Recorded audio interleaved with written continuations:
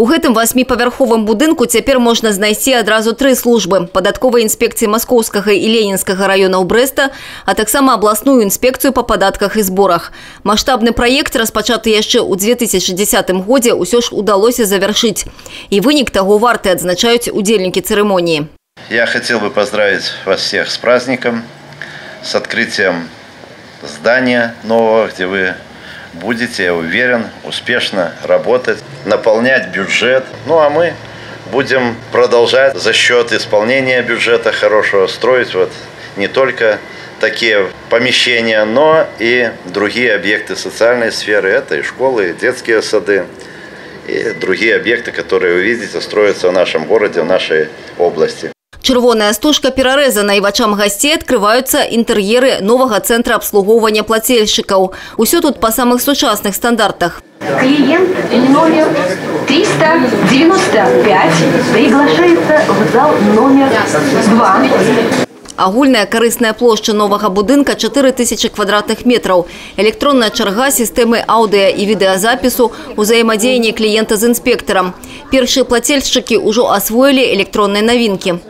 Мне все очень нравится. Стало гораздо лучше. Сервис обслуживания.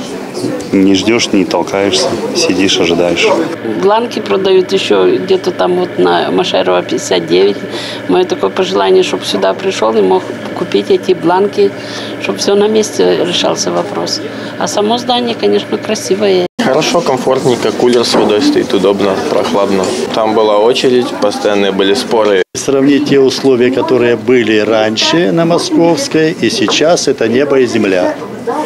Поэтому удобства здесь очень хорошие, и мы приветствуем, потому что это сделано на благо ИП. Брестщина, она всегда отличалась определенным высоким качеством, определенным уровнем, высоким уровнем исполнительской дисциплины. Поэтому, на мой взгляд, такой подарок коллективу инспекции и плательщикам Брестщины, которые вносят серьезный весомый вклад в наполнение бюджета, как красивое, современное и, на мой взгляд, очень удобное здание, ну, это справедливо. Такія цэнтры – частка новай стратэгіі падатковых органаў, адзначае міністр галіны Сергей Наливайко.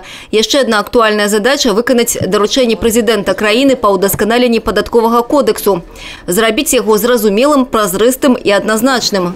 Само законодательство довольно масштабное, и за тот небольшой период времени, который отведен, глобально, радикально его переработать просто невозможно.